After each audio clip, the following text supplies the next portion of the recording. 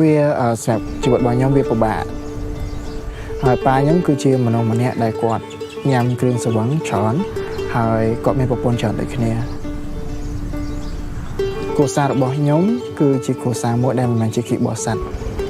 ពួកខ្ញុំតែងតែវាយហើយវាយខ្ញុំពេលអំឡុងពេលបើសិនជាខ្ញុំចង់ទៅព្រះវិហារបាទសម្រាប់ខ្ញុំព្រះវិហារគឺជាកន្លែងមួយដែលធ្វើឲ្យខ្ញុំស្ងប់អារម្មណ៍ហើយធ្វើឲ្យខ្ញុំមានអារម្មណ៍ថាវាសុវត្ថិភាពសម្រាប់ខ្ញុំបានទទួលកាដូនៅអាយុ8ទៅ9ឆ្នាំខ្ញុំចាំថាមានស្ត្រីម្នាក់ដែលក៏បានអញ្ជើញខ្ញុំដើម្បីចូលរៀនអំឡុងពេលខ្ញុំរៀននោះខ្ញុំអត់ទាន់ជឿទេតោះតែខ្ញុំចាប់ដើមចប់ខ្ញុំជឿ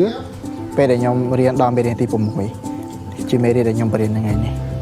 គាត់បរៀនពីព្រះយេស៊ូវដូចជាព្រះយេស៊ូវបានសគត់នៅលើឈើឆ្កាងដើម្បីលួសបាបយើងហើយព្រះអង្គ3ថ្ងៃក្រោយមកព្រះអង្គមានបញ្ជូនរស់ឡើងវិញ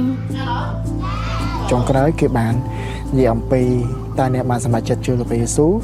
ឬក៏អត់ចឹងណាជីវិតខ្ញុំផ្លាស់ប្រែដូចជាពេលដែលខ្ញុំបានជឿព្រះអង្គខ្ញុំនិយាយថាស្រឡាញ់អ្នកដទៃច្រើន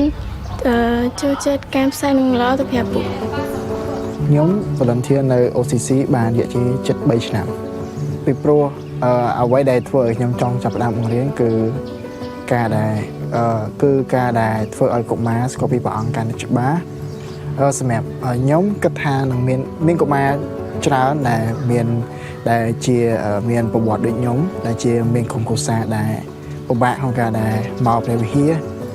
ហើយខ្ញុំចាប់ដាក់ដឹងអំពីថាព្រះអង្គគឺមានគោលបំណងច្បាស់សម្រាប់ការបង្រៀនរបស់ខ្ញុំចង់ប្រាប់អ្នកគ្នាអំពី